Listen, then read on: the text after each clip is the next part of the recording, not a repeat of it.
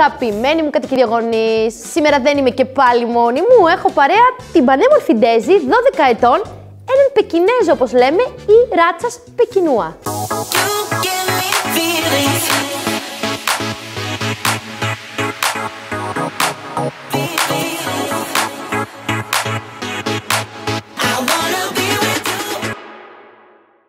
Τα Πεκινούα γενικά σαν ράτσα έχουν μεγάλη ιστορία. Ήταν σκυλιά των γυναικών των αυτοκρατόρων στην Κίνα. Είναι μια ράτσα η οποία υπάρχει εδώ και 2.000 χρόνια.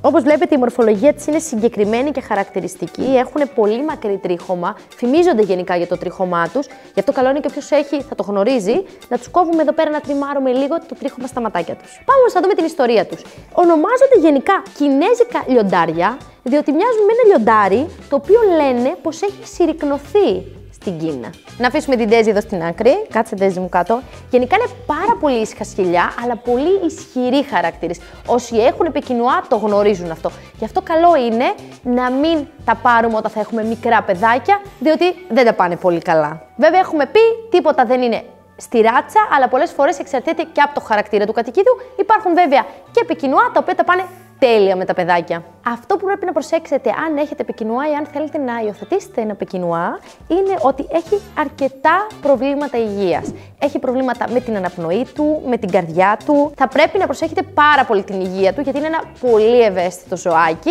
Αν όμως τελικά είστε σωστοί απέναντί του, τότε μπορεί να ζήσει έως και 15 με 18 χρόνια. Το τρίχωμα τον Πεκινούα θέλει ιδιαίτερη περιποίηση. Υπάρχουν ειδικά σαμπουάν για να το κάνετε μπάνιο, έχει διπλό τρίχωμα και θέλει καθημερινό χτένισμα. Μακραίνει πάρα πολύ γρήγορα και όπως βλέπετε εδώ πέρα, βέβαια η Ντέζη μας είναι κουρεμένη στο σωματάκι της. Πολλοί τα κουρεύουν.